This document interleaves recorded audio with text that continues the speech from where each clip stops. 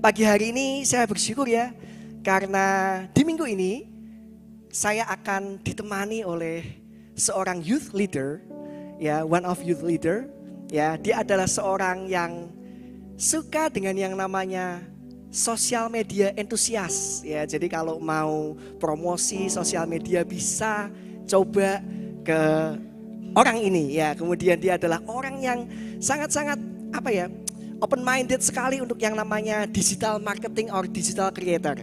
Dan pagi hari ini kita sambut sama-sama, berikan tepuk tangan buat Vina Benita. Ya. Woo. 7 minute preaching, 7 minute sermon. Ya. Silakan. Shalom, Jokai Mar Sharon. Shalom, selamat pagi. Deg-degan.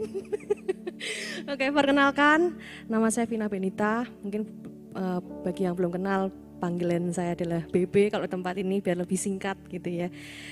Nah, pagi hari ini saya akan membagikan sharing apa yang menjadi kebenaran firman Tuhan dan apa yang saya alami selama 7 menit. Semoga bisa tersampaikan dan tertangkap dengan baik pada pagi hari ini. Bulan ini kita sudah memperingati 2 peristiwa yang sangat penting, yaitu kematian Yesus dan kebangkitannya di hari yang ketiga. 2 peristiwa ini merupakan esensi dari kekristenan. 2 peristiwa ini merupakan inti sebenarnya dari kekristenan, yaitu mati dan bangkit bersama dengan Kristus. Nah, bulan ini kita membahas mengenai spiritually alive, dalam ayat Efesus 2 ayat 6 versi bahasa Indonesia masa kini yang menjadi ayat utama kita pada bulan ini menyatakan bahwa karena kita bersatu dengan Kristus Yesus, Allah menghidupkan kita kembali bersama-sama Dia supaya kita memerintah juga bersama-sama Dia di dalam surga. Ada satu kata yang menarik di sini adalah kata bersatu. Di sini dikatakan bahwa karena kita bersatu dengan Kristus Yesus, Allah menghidupkan kita kembali supaya kita memerintah juga bersama-sama dengan Dia. Di sini tidak hanya dikatakan karena kita mengerti atau karena kita hanya mengenal, tapi di sini dikatakan bahwa kita bersatu dengan Kristus. Bersatu sama dengan bergabung. Ketika kita bersatu, ketika kita bergabung, 2 orang bergabung menjadi satu, berarti ada satu kesepakatan yang harus kita sepakati dan harus kita laksanakan. Dan menurut saya yang akan saya bagikan hari ini adalah kita sepakat untuk menjadi serupa dengan Kristus. Kemudian apa yang harus kita lakukan untuk kita bisa hidup bersatu dengan Dia? Menurut saya adalah mati untuk hidup. Mati untuk hidup. Kita harus, untuk rohani kita bisa hidup, kita harus mematikan kedagingan kita. Ego kita, emosi kita, pembenaran kita. Yang dunia suka, kita harus matikan supaya rohani kita bisa hidup, spiritually alive. Beberapa waktu yang lalu saya juga berpikir apa yang akan saya sharingkan gitu ya tentang spiritual life. Sepertinya saya kok akhir-akhir kemarin kok tidak mengalami, tapi ketika saya tanya Tuhan, kau mau ajarkan apa sama aku, ternyata benar-benar diajarkan dan langsung pada kasus gitu ya. Ada beberapa waktu yang lalu saya mengalami proses yang cukup berat bagi saya. Nggak tahu bagi teman-teman yang lain atau saudara yang lain, tapi bagi saya cukup berat dan saya belum pernah mengalami itu. Saya mendapatkan perkataan-perkataan yang tidak membangun saya, menjatuhkan saya, memandang saya sebelah mata. Bahkan saya nggak pernah ada orang bilang saya seperti itu. Saya merasa bahwa apa iya saya seperti itu ya, saya seburuk itu, saya sebodoh itu. Pada saat itu saya marah, saya nangis, saya berontak. Kalau saya ingat, pagi hari ini saya ingat-ingat lagi, saya bisa nangis lagi. sangat menyakitkan. Tapi yang saya lakukan adalah saya tetap mau tenang. Saya bisa aja frontal, saya bisa aja marah gitu. Kenapa Bapak ngomong saya seperti itu gitu? Kenapa Bapak memandang saya sebelah mata? Saya bisa aja marah, saya juga orangnya emosional, tapi saya belajar. Saya belajar untuk meredam semua itu.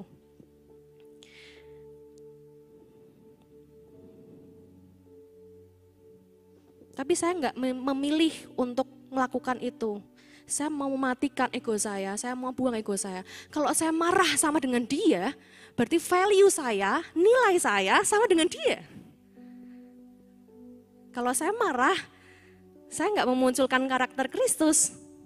Ketika saya sama dengan dia, berarti value saya sama dengan dia. Value dia rendah, value saya juga rendah dong kalau saya marah. Saya tidak akan pernah mau, karena saya mau hidup sesuai yang Kristus mau. Saya mau memunculkan karakter Kristus dalam hidup saya. Jadi saya mau rendah hati.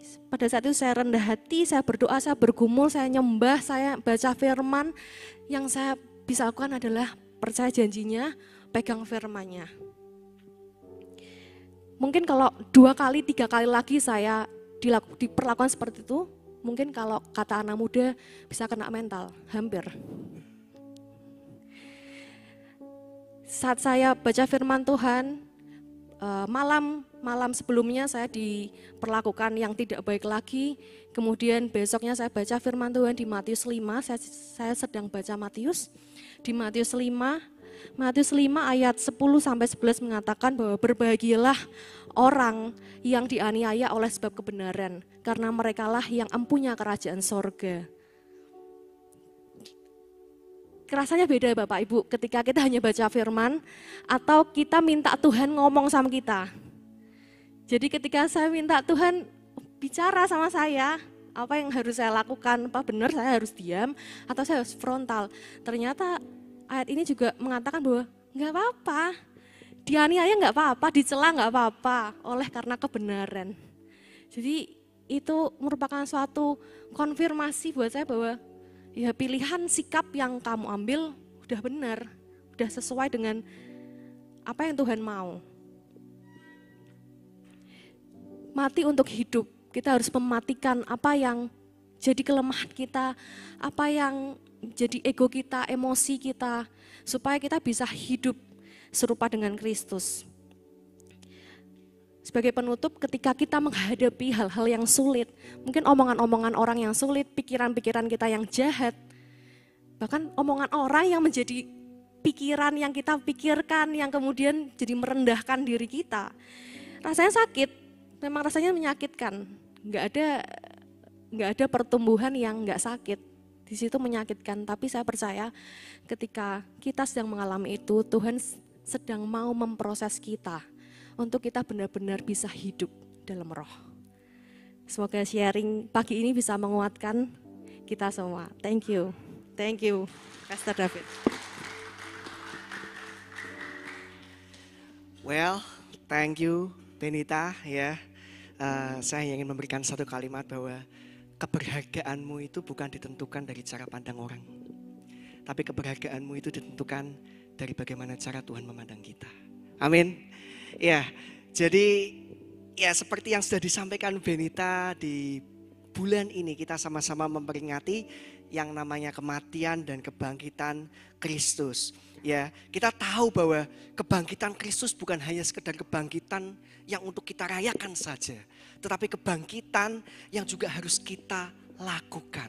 Ya, penebusan yang sudah dilakukan oleh Kristus bukan untuk disia-siakan, melainkan untuk sama-sama kita boleh berkarya, bekerja di dalam kasih-Nya. Amin, karena kita semua adalah orang-orang yang sudah diselamatkan. Ya, kita buka sama-sama terlebih dahulu di Efesus 2 ayat yang ke-6. Pagi hari ini saya baca dari bahasa Indonesia masa kini. Ya, dikatakan demikian, karena kita bersatu dengan Kristus Yesus, Allah menghidupkan kita kembali bersama-sama Dia, supaya kita memerintah juga bersama-sama Dia di dalam surga. Karena kita bersatu dengan Kristus Yesus. Yang disampaikan Benita tadi, wow, sungguh luar biasa ya. Nggak cuma sekedar dekat, tapi benar-benar ada kesatuan di situ. Ada yang namanya unity, ya. Dan saat kita menyadari tentang arti dari keselamatan di mana kita dihidupkan kembali di dalam Kristus, mendapatkan keselamatan bukanlah soal memperoleh perkenanan Allah dengan usaha kita sendiri. Melainkan kita memindahkan kepercayaan kita dari apa yang dapat kita lakukan kepada apa yang telah dilakukan Kristus. Jadi saat kita beroleh yang namanya keselamatan, ya kita harus bisa mengerti dan memahami, kita memindahkan kepercayaan kita bahwa ternyata saya ini diselamatkan karena saya ini berharga. Bukan karena usaha kita, bukan karena kepandaian kita, bukan karena effort kita. Ya, dan saya pagi hari ini mengatakan bahwa bukan karena perbuatan baik maka kita diselamatkan, melainkan kita diselamatkan untuk melakukan perbuatan baik. Amin. Pagi hari ini yang ngomong bukan saya, tetapi firman Tuhan sendiri yang berkata bahwa kita diselamatkan bukan karena perbuatan baik, tetapi dengan firman yang sama juga mengatakan bahwa saat kita diselamatkan maka kita harus melakukan perbuatan baik, ya. Tema bulan ini ya, spiritually alive. Ya, di situ Pastor Iman kasih tanda seru di situ. Spiritually alive. Ada satu spirit, ada satu semangat, ada satu gairah, ada satu roh yang membakar kita bahwa kita bisa jadi orang-orang yang hidup, ya. Spiritually alive bisa terjadi bukan karena kita melakukan set list of rules, ya, bukan karena kita melakukan daftar-daftar peraturan yang mana yang boleh kita lakukan dan mana yang tidak boleh kita lakukan, ya. Kita tidak akan pernah mampu memiliki spiritual life kalau kita terfokus kepada yang namanya set list of rules. Boleh ini, nggak boleh ini, boleh ini, nggak boleh ini, boleh ini, nggak boleh ini, boleh nggak boleh ini. Nah kan, ya. Oleh sebab itu Kristus mati dan bangkit bagi kita, dan kita pun dibangkitkan menjadi manusia baru. Yang mana di saat kita bersatu dengan Tuhan, adanya kesatuan dengan Dia seperti berada di dalam sebuah pesawat. Ya, Pastor Iman mengatakan saat kita bersatu tuh kita bayangin aja. Kita seperti berada di dalam sebuah pesawat. Kita bisa melawan yang namanya gravitasi. Kita bisa terbang, kita bisa sampai kepada tujuan kita. Ya, seperti berada di dalam pesawat, kita terbang bersama-sama dengan Dia. Maka kita bisa menjadi orang-orang yang benar-benar hidup secara roh. Minggu lalu kami terbang ke Kalimantan pulang pergi. Ya, yang pertama naiknya Boeing atau jet. Dan yang kedua naiknya ATR, propeller, pakai baling-baling gitu kan.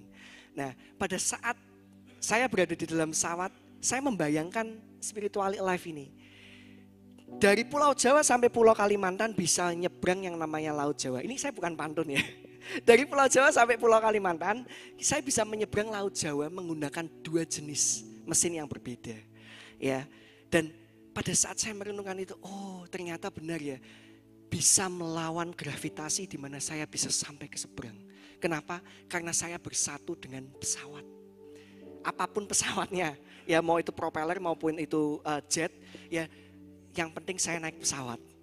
Di situ ketika saya bersatu di dalam pesawat, seakan-akan saya juga bersatu dengan Kristus. Dan oleh karena kita bersatu dengan Kristus, kita bisa menjadi orang-orang yang spiritually alive. Pagi hari ini saya ingin mengatakan bahwa Tuhan menghidupkan kita kembali bukan untuk menjadi manusia biasa, tetapi menjadi manusia roh, ya. Dan di judul dari sharing firman Tuhan pada pagi hari ini adalah Life in the Spirit. Gak ada cara lain kalau kita mau spiritually alive, ya kita harus live in the Spirit. Kita harus tinggal, hidup dan bernaung di dalam Dia, di dalam roh Kristus. Galatia 5 ayat yang ke-25. Galatia 5 ayat ke-25. Dikatakan demikian. Jikalau kita hidup oleh roh, baiklah hidup kita juga dipimpin oleh roh. Life in the Spirit atau kehidupan di dalam roh adalah kehidupan yang selalu mengarahkan hati kita kepada pimpinan Roh Kudus. Kita bersatu dengan Dia. Dan pagi hari ini saya ingin mengatakan bahwa tidak hanya sekedar mencari Tuhan, tetapi benar-benar tinggal di dalam Dia atau life in the Spirit. Saya nggak akan bisa sampai ke seberang Pulau Kalimantan kalau saya cuma lihat pesawat di depan. Ya. Pada waktu balik ke Jawa ya, di Pangkalan Bun sana, jarak dari bandara ke pesawat cukup jauh karena kami harus jalan. Saat kita melihat bahwa kami mau ke Pulau Jawa sekarang. Tapi kami nggak akan bisa sampai ke Pulau Jawa kalau kami tidak melangkah masuk ke dalam pesawat itu. Jadi tidak hanya sekedar kita mencari Tuhan, tapi kita benar-benar tinggal di dalam Dia. Nah, poin yang pertama pada pagi hari ini, saat kita berbicara tentang life in the Spirit, kehidupan di dalam roh. Ada apa sih kehidupan di dalam roh itu? Poin yang pertama adalah hidup di dalam roh akan memberikan kita pikiran baru.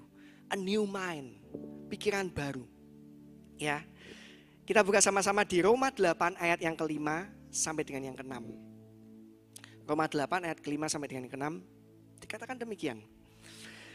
Sebab mereka yang hidup menurut daging memikirkan hal-hal yang dari daging. Mereka yang hidup menurut roh memikirkan hal-hal yang dari roh. Karena keinginan daging adalah maut, tetapi keinginan roh adalah hidup dan damai sejahtera. Benita mengatakan tadi, mati untuk hidup. Mati untuk hidup. Ya. Firman Tuhan berkata hanya ada 2 cara untuk kita hidup di dunia ini. Yaitu kalau kita mau hidup menurut daging atau kita hidup menurut roh.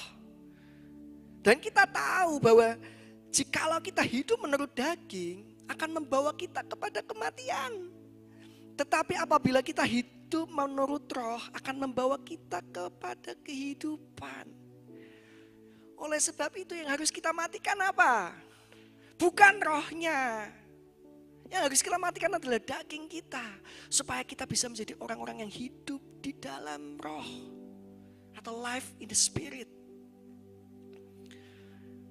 Dan di Roma 8 ayat ke-5 sampai dengan ke-6 ini, saya belajar sesuatu bahwa saat kita hidup di dalam roh, life in the Spirit, akan memberikan kita cara berpikir yang baru.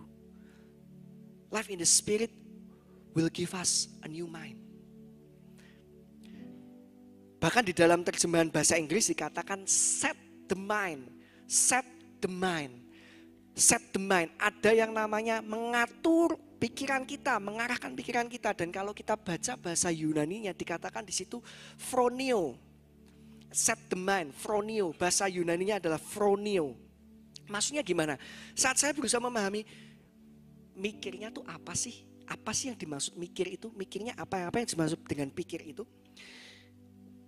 Bukan hanya sekedar kita berpikir saja, tetapi benar-benar pikiran yang fokus. Maksudnya gimana? Bukan hanya sekedar pikiran yang sambil lalu, tetapi ataupun yang benar-benar yang tiba-tiba terlintas. Jadi phronio itu adalah salah satu kata yang dipakai untuk menerjemahkan bahwa pikiran yang dimaksud adalah bukan sekedar pikiran yang cuma terlintas, tiba-tiba pengen yang namanya es krim misalnya gitu. Atau tiba-tiba ingin pergi kemana gitu. Tetapi benar-benar terfokuskan dan seakan-akan menyerap diri kita. Kita benar-benar terserap di dalam pikiran itu. Oleh sebab itu dikatakan set the mind. Set the mind kepada siapa? Kepada roh. Karena saat kita benar-benar set the mind, kita bisa benar-benar terserap dan tinggal di dalam roh. Dan saya ingin mengatakan pada pagi hari ini, pusat kehidupan kita bisa berubah hanya karena kita memusatkan pikiran kita terhadap sesuatu.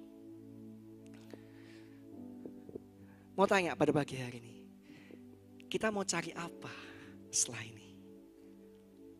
Apa yang mau kita cari setelah ini? Dan saat kita pronio terhadap pikiran ini, pusat kehidupan kita ini bisa menjadi berubah saat kita memfokuskannya terhadap pikiran yang kita pikirkan saat ini. Kita buka lagi sama-sama di Roma 7 ya.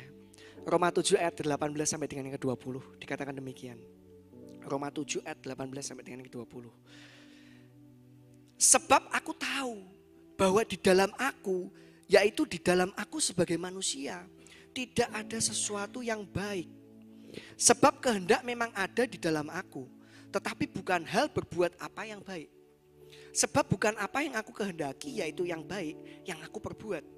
Melainkan apa yang tidak aku kehendaki, yaitu yang jahat, yang aku perbuat. Jadi jika aku berbuat apa yang tidak aku kehendaki, maka bukan lagi aku yang memperbuatnya, tetapi dosa yang diam di dalam aku. Rasul Paulus sendiri berkata bahwa tidak ada yang baik di dalam dirinya. Rasul Paulus sendiri mengakui bahwa tidak ada yang baik di dalam dirinya. Dan ini adalah sebuah kebenaran bahwa tanpa adanya Kristus dan tanpa adanya lahir kembali di dalam roh, maka tidak ada hal yang baik di dalam diri kita karena kita adalah manusia yang berdosa.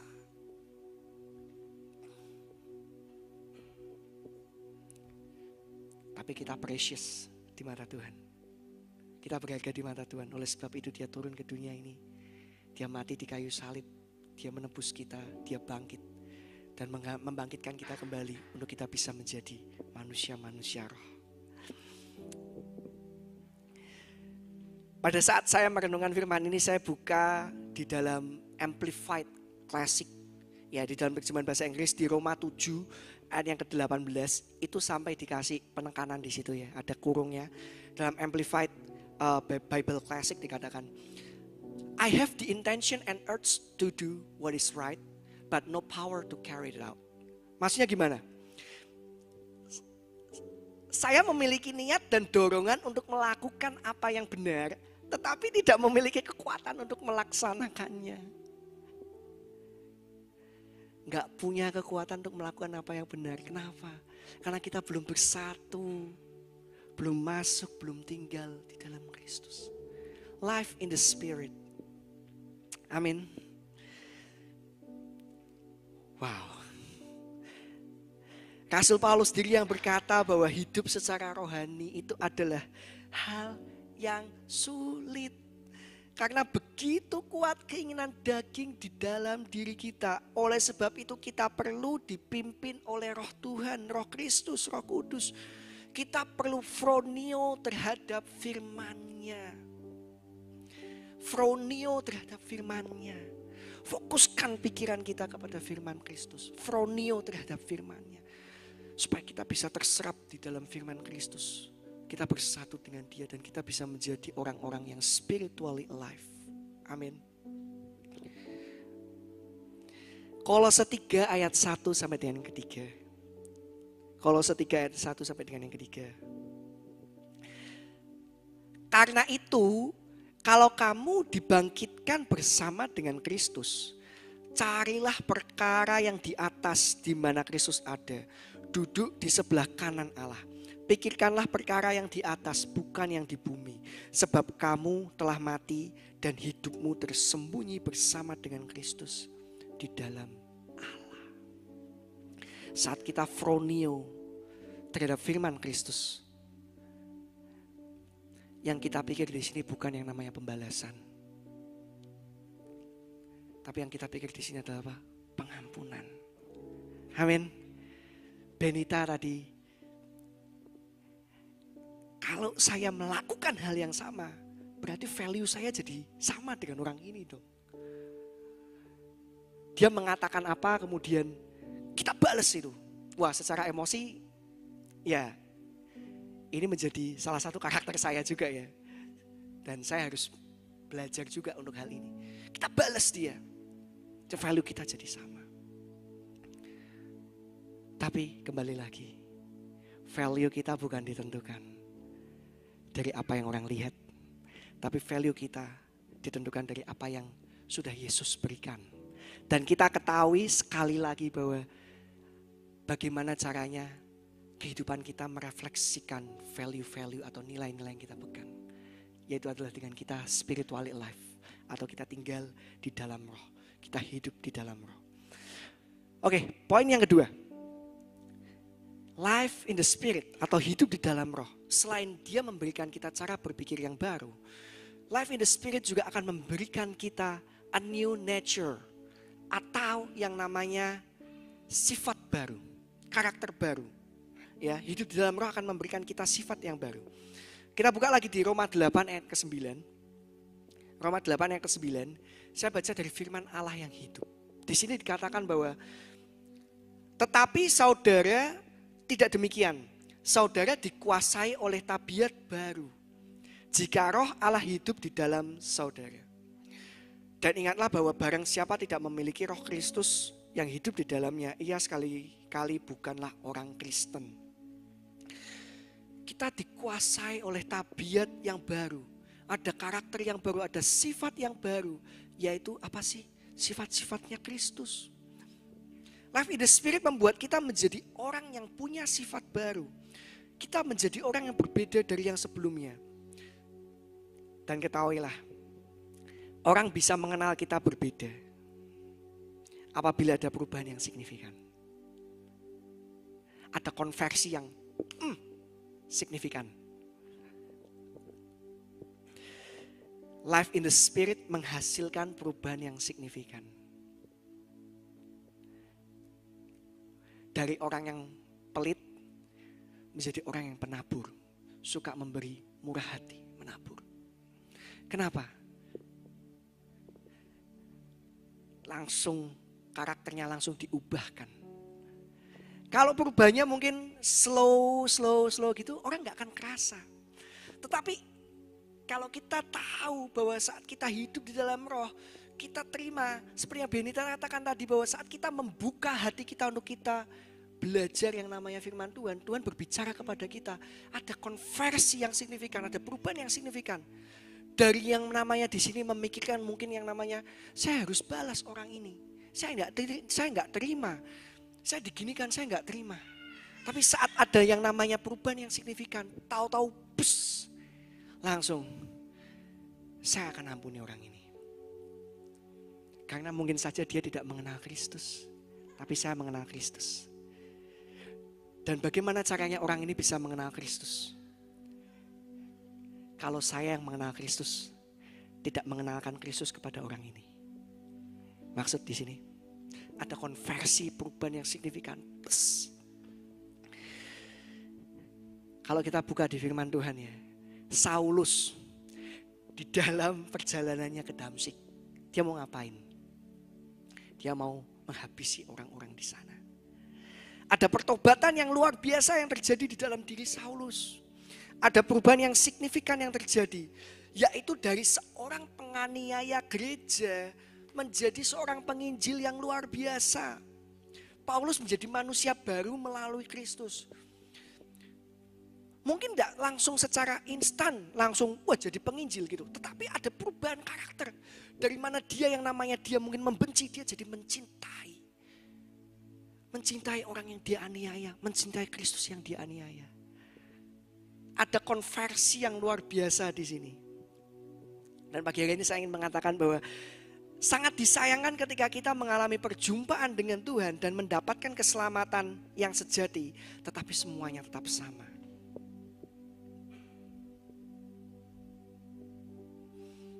Selalu melihatnya orang ini harusnya gini, orang ini harus seperti ini.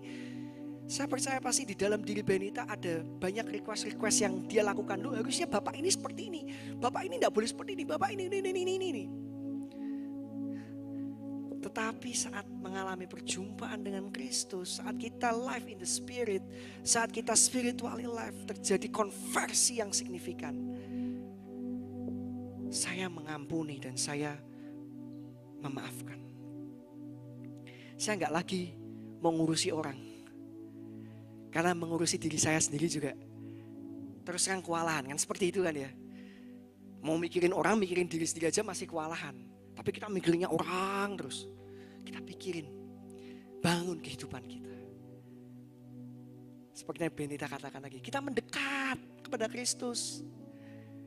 Kita mendekat dan kita bersatu dengan Dia. Efesus 4 ayat ke-24. Saya pakai terjemahan TSI, terjemahan sederhana Indonesia. Efesus 4 ayat ke-24.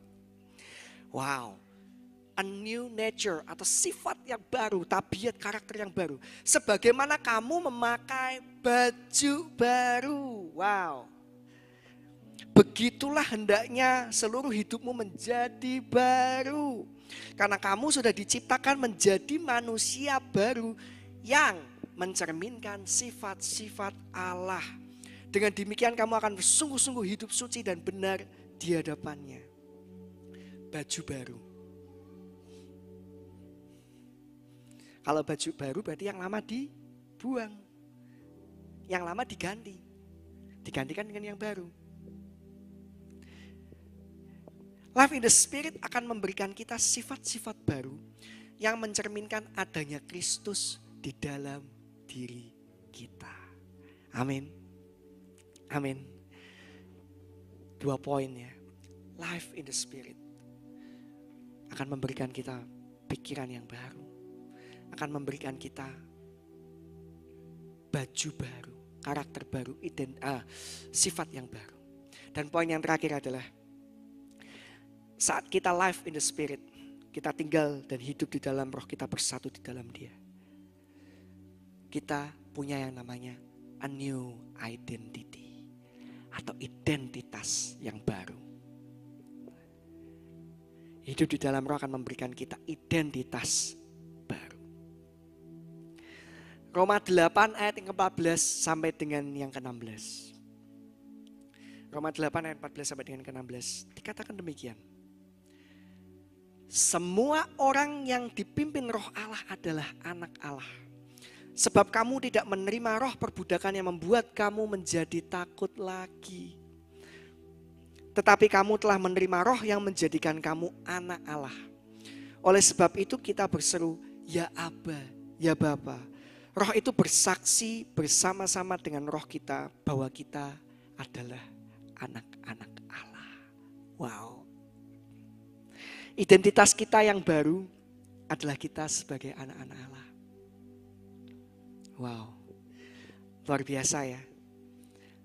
Spiritual life membuat kita punya identitas yang baru. Kita adalah anak-anak Allah, tanpa terkecuali. Tanpa terkecuali, kita semua adalah anak-anak Allah. Nah, ada hal yang menarik di sini. Siapa yang berani membangunkan seorang raja jam 3 pagi hanya untuk minta segelas air? Kalau itu bukan anaknya. Siapa yang berani membangunkan seorang raja jam 3 pagi hanya untuk minta segelas air? Kalau itu bukan anaknya. Mana berani? Tapi karena kita anak, kita bisa. Dan kita dekat. Dan kita punya akses. Maksud, Bapa kita adalah raja. Gak mungkin seorang hamba berani bangunin rajanya jam 3 pagi. Cuma minta segelas air. Tapi kita seorang anak, kita punya akses yang luar biasa. Mau jam 1 pagi, jam 2 pagi. Dan yang perlu kita ketahui bahwa He never sleep, He never slumber. Dia gak pernah tertidur. Allah kita tidak pernah tertidur. Amin. Identitas kita adalah seorang anak. Wow. Oleh karena kita memiliki identitas baru sebagai anak, maka kita harus siap menerima didikan dari seorang bapa. Seperti Bapa sayang anaknya, demikianlah engkau mengasihiku. Kita terima didikan Tuhan Yesus Kristus. Kita terima didikan firman Kristus ini sebagai didikan Bapa kepada anaknya. saat kita mengerti ya, kasih Bapa itu luar biasa, maka kita menjadi anak-anak yang luar biasa. Kita bisa menjadi anak-anak yang, saya sangat mengasihi Bapa saya. Saya sangat mau hidup seperti Bapa saya. Yaitu siapa? Tuhan Yesus Kristus. Ada cerminan Kristus di dalam kehidupan kita.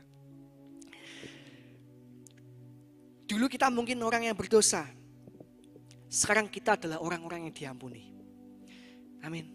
Dulu kita mungkin berjalan di dalam kegelapan. Sekarang kita berjalan di dalam terang dan kita menjadi terang. Dulu mungkin kita sukanya semaunya sendiri, seenaknya sendiri. Sekarang kita hidup untuk menyenangkan Tuhan. That's spiritually life. Life in the spirit. Perubahan yang benar-benar radikal. Yang tadi dari hitam menjadi putih. Bisa terjadi karena kita telah diangkat sebagai anak. Dan hanya oleh karena kita dipimpin oleh Roh yang memampukan kita mengalami yang namanya supernatural change. Perubahan yang supernatural, perubahan yang luar biasa, signifikan. Dari yang pemarah jadi pengasih, jadi yang emosional menjadi orang yang sabar. Tenang, sabar. Supernatural change hanya bisa terjadi saat kita tahu bahwa kita diterima sebagai anak dan kita mau dipimpin oleh Roh. Efesus 1 ayat yang kelima, bahasa Indonesia masa kini. Efesus 1 ayat yang kelima, bahasa Indonesia masa kini. Dikatakan demikian. Maka ia sudah menentukan terlebih dahulu bahwa melalui Yesus Kristus ia akan mengangkat kita menjadi anak-anaknya sendiri. Dan memang itulah yang ingin dilakukannya. Tuhan menginginkan kita untuk menjadi anak-anaknya. Maksudnya gimana? Bukan sekedar menebus kita untuk menjadi hamba loh. Tetapi dia menebus kita untuk menjadi anak dan bagian dari keluarga. Wow. Saat Tuhan mati di kayu salib sudah punya tujuan. Aku mau angkat kita semua ini jadi anak. Aku mau angkat semua yang di sini menjadi anak. Aku mau terima dia sebagai anak. Ya.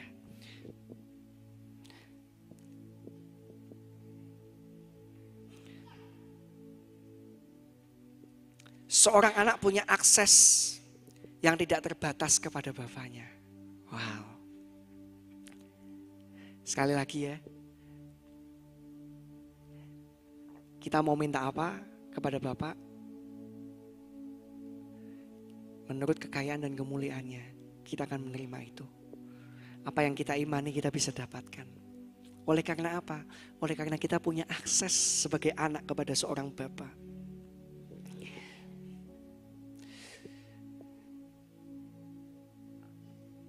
Saya ingin tutup dengan hal ini. Do I be who I was or do I be who I am? Do I be who I was or do I be who I am? Apakah aku harus menjadi aku yang sebelumnya atau apakah aku harus menjadi aku yang sesungguhnya? Siapa sih saya yang sesungguhnya? Kita katakan dalam diri kita, siapa sih saya yang sesungguhnya? Saya adalah anak-anak Kristus. Amin. That's why a new identity, identitas baru. Ya. Kita punya identitas yang baru sebagai anak-anak Kristus. Spiritual life bisa dicapai saat kita life in the spirit. Jadi di bulan ini saya mau close dengan ini. Mari kita sama-sama hidup bersatu dengan Dia. Amin. Tuhan Yesus memberkati.